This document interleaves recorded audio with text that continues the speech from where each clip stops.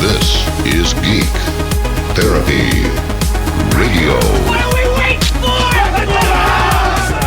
And now your mental curator, Johnny Hamburger.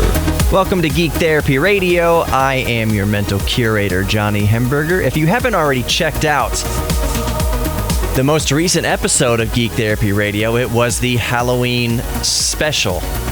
And me and my friends had a lot of fun doing it. Basically, it was audio improv in the style of a 1939 radio caper, if you will. So what I had in mind was Orson Welles' War of the Worlds radio broadcast that was so famous and fooled quite a few people.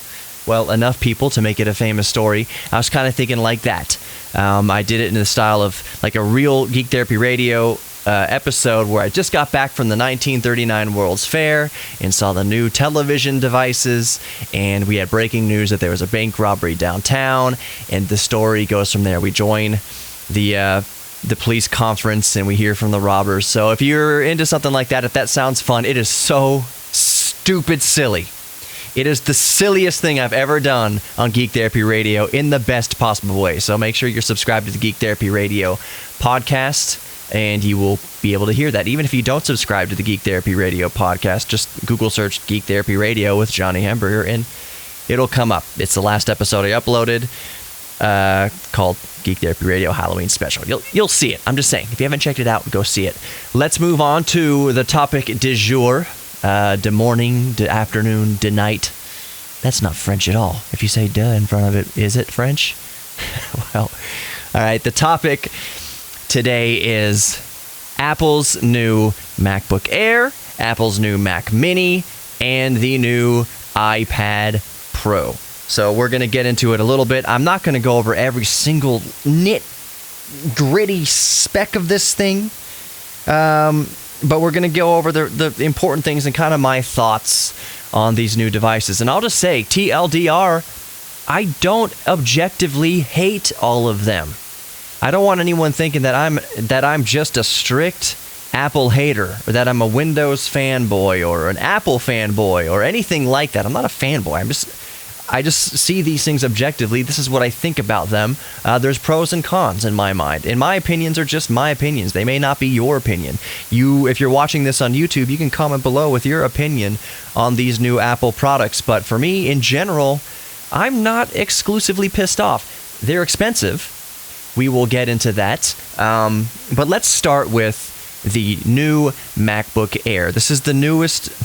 This is it's a new revision. Basically, since inception of the MacBook Air, this is the first most, it's not an iterative update. It's actually a full revisioning, basically, of the MacBook Air. And somehow it is even thinner and even lighter than the outgoing MacBook Air. I think the MacBook Air came out in 2014. So the new MacBook Air will be available November 7th. All of these products will be available November 7th. So the new MacBook Air, Mac Mini, and the iPad Pro, new iPad Pros, are all available November 7th. Of course, you can pre-order now, but don't pre-order. Make a company earn your money first. So I'm not going to encourage anybody to pre-order anything. Wait for the thing to come out and then see if it's good. See if the company deserves your money. But I can help you kind of decide for yourself whether you're going to spend the amount of money on November 7th. So, like I said, MacBook Air. 13.3-inch edge-to-edge liquid retina display. Super high resolution. That is LCD. That is... LCD sounds like old technology. You know, old digital watches had an LCD display. But I promise you, and I don't even need to speak for it, it's actually an amazing display. So don't let the LCD aspect of it throw you off. Of course, it's an Apple product, an Apple device, it's an Apple display. It is going to be gorgeous. I will give Apple that. Their screens get very bright, and they're very color accurate, and they look very good. The MacBook Air has two Thunderbolt 3 ports. Two of them, are you freaking listening, Microsoft? Now, you still need to live that dongle life with an Apple, but it is two Thunderbolt 3 ports. The MacBook Air also has a headphone jack and a headphone jack, which I thought was surprising. With a PC, with a computer, you still need a headphone jack. There are still functions for which you require a headphone jack. So while, not to skip too far ahead, the new iPad Pros get rid of the headphone jack. On the PC side of things, like the Mac Mini and the MacBook Air, they still include the headphone jack, which is nice. So again, 2 Thunderbolt 3 ports. Hey. Let my people go. Oh, but that's Right. Okay, the brakes. Yep. We got the ID. You're a veteran. We've done this before. Yeah. It would not be recording an episode of Midweek Geek if the illustrious Bob did not interrupt me, if he didn't obviously see the microphone in my face and me talking when he's walking in. But let's just roll with it. MacBook Air, 8th generation dual-core i5, and up to 16 gigabytes of RAM, and up to 1.5 terabytes of solid-state storage. I'm assuming it's NVMe.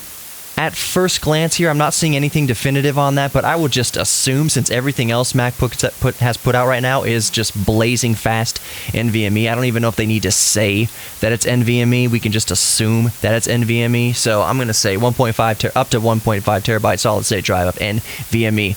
I thought it's cool that all these new products are made of 100% recycled aluminum. That is really neat. The MacBook Air starts more expensively than the previous generation MacBook Air started. The new MacBook Air starts at $1,200. That made me a little bit dizzy even just mentioning it. It's a Y processor. It's an 8th Gen i5 Y processor, meaning low power. It's dual core, hyper threaded.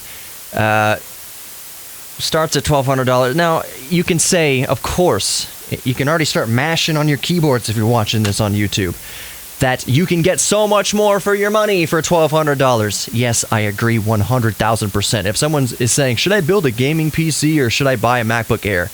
It's not a question. It depends on your usage case, of course. But if they're going to have one computer, and it depends what they want to do with it, I'm just saying that your $1,200 can go a lot further towards horsepower, even in the MacBook realm. Dude, Bryce could have just as well done. He could. But he did. He did not. Say, Lovey, are you recording something? I'll go away. It's all right. It's okay. You're just going to be on it. Oh, you're recording something? Anyways, oh yeah, so $1,200. MacBook Air starts at $1,200. Yes, your mileage could get, your bang for the buck could go much further. Basically spending it on anything else other than the iPad Pro. We'll get into that in a second. Apple stuff is expensive, but with the MacBook Air, you're paying for, well, you're paying for hype. You're paying for the form factor. People could argue, yes, it's a sexy form factor. You're paying for just, it's like a piece of jewelry. Nobody harps on somebody for buying a really nice bracelet. You know that bracelet, it has got $10 worth of rocks on it, but they're going to charge you $3,000 for it.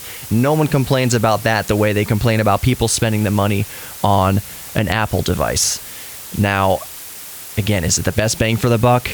Hell no. Absolutely not. But let's move on to the Mac Mini. Again, also available November 7th. Out of all these devices, I think the Mac Mini is my favorite out of the bunch, and I'll get to why in a second. I'm probably never going to buy one. But out of all these three launch announcements today from Apple, New York City, Mac Mini gives me the least amount of trepidation or guff in my heart. It makes me less dizzy. So anyways, Mac Mini, up to a 6-core Intel i7, up to 64 gigabytes of RAM, and up to a 2 terabyte solid-state drive. Again, assuming that it's NVMe because it's 2018. These are the 2019 models. Of course, it's going to be NVMe. The Mac Mini has 4 Thunderbolt 3 ports. Again, Microsoft, what in the hell are you doing? Your main competitor has 4 Thunderbolt 3 ports. You have 0 Thunderbolt 3 ports. Oh, but we have the Surface port. Anyways, 2 full-size USB ports, HDMI, and up to 10 gigabit Ethernet. The entry level is a 3.6 gigahertz quad-core i3, 8 gigabytes of RAM, and 128 gigabyte SSD. So for that entry level, the quad-core i3, 8 gigabytes of RAM, 128 gigabyte SSD, it's going to be just a regular gigabit Ethernet at that point. It starts at $800, $799 for the Mac Mini. And again, the reason why I have the least amount of guff with this Mac Mini is that, yes, that $799, $800 is expensive, but as far as getting into a brand new computer and getting into the Mac ecosystem, as far as Mac is considered, that's a reasonable entry point. Again, only within the sphere of Mac devices is $800 even remotely, arguably, a reasonable entry point. $800 as an entry point for anything on the PC side is not worth talking about. You can spend way less to get into a Windows-based device than $800. That's a given. But I'm just saying, within the Mac ecosystem, in the Mac universe, $800 is an easier pill to swallow for the price of Apple entry. Would I do it? No. Never. As far as the PC goes, that is still a ripoff for what you're getting. And I know a lot of you are thinking, thank you for saying for what you're getting. Yes, for what you're getting, $800, i3, 8 gigs of RAM, and 128 gig solid state drive, that's not enough. That is not enough. That is a ripoff for $800. But again, in the Mac universe, reasonable to take the bite out of the apple. Reasonable for the knowledge of good and evil. Let's move on. Let's move on to the iPad Pros. To make sure I'm recording. Yes, I am recording. Also available, November 7th. It comes in a 10.5-inch or a 12-inch. And interestingly enough, the new 12-inch is the same screen size, but a smaller enclosure, which is nice. And they look really cool. They look amazing. I do like my old iPad. It's not a Pro. It's the iPad 6 or whatever, 6th generation iPad. It's perfect for what I need. You can get the new ones, the 10.5-inch, 12-inch. The new ones, they start with 64 gigs up to 1 terabyte of storage.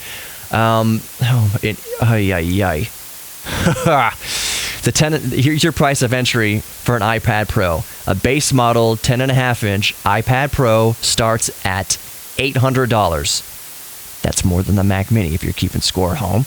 And the 12-inch starts at $1,000. Mother of God. This is a tablet. Very powerful tablet. Most powerful tablets the world has ever seen, but still, could you swallow, starting at, I didn't even say most expensive, starting at $800 for the small one, $1,000 for the big one. Does that sound reasonable to you? I'm not being sarcastic. Does it sound reasonable to you? To me, it does not. Holy crap, it does not. It comes with the A12X Bionic CPU. That's an 8-core CPU with 4 performance cores and 4 efficiency cores. So like efficiency cores running things like fetching your email in the background. 4 performance cores for running things like they're going to have new desktop version of Photoshop and AutoCAD coming out for iPad Pros, which is amazing, at least for the iPad Pros. 7-core GPU, and this is, I don't know about this, but Apple claims the 7-core GPU is as powerful as an Xbox One S. I have my reservations about that. That seems like a whole lot of hype right there.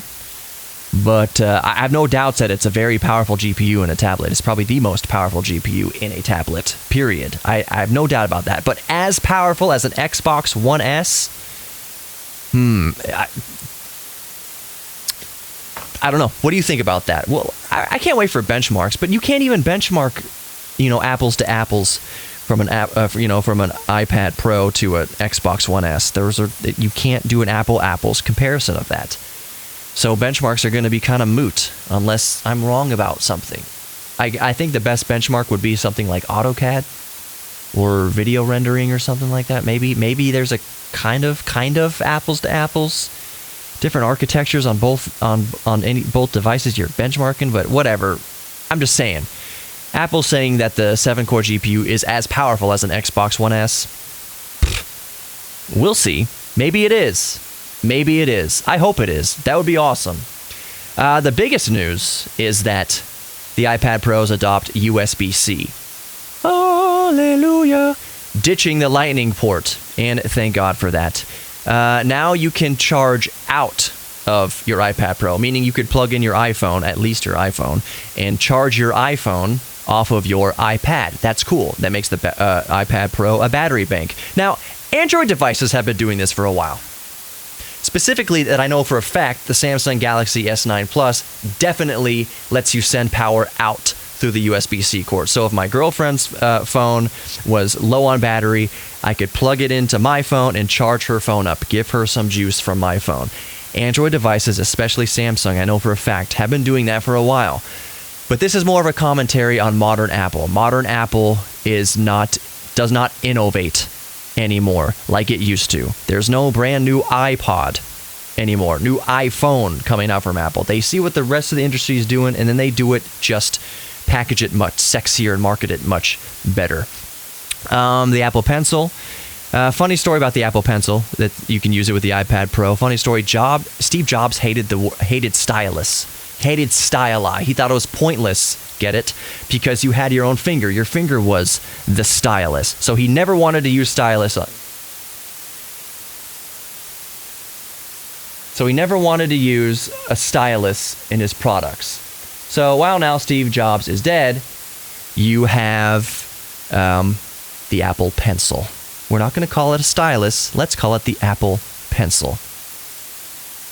For whatever it's worth. Thank you for listening to Midweek Geek this week. I have been Johnny Hamburger, your mental curator. It means everything to me that you listen. Be sure to like, follow, and subscribe all the social media. Just search for Geek Therapy Radio. And above all, please be good to each other, starting with yourselves. And I'll see you guys next week. Okay, as usual, at the end of Midweek Geek, I'm doing a 60-second here for Audi Central Houston. The new Q8s are coming for the first time ever, the new 2019 Q8s, and they are unimaginably cool. They are just the coolest SUVs on the road, and that is like a precursor for the new e-tron that's coming out next year as well. The e-tron, by the way, doesn't burn any gas at all, so make sure you are going to AudiCentralHouston.com to get caught up on all this stuff. Go visit Audi Central Houston in person anyways, just to peruse the floor. It's like going to an art gallery of technology and performance and safety, and just the way they bend the sheet metal is amazing. At Audi Central Houston, that's where you can get all the Audis in every budget, A3 to the R8 or the Q8 there in between there. Audi Central Houston has you covered on all fronts in any budget. So visit AudiCentralHouston.com right now to start perusing before you go visit my friend Danny Posey, the general manager at Audi Central Houston, and tell him that Geek Therapy Radio sent you.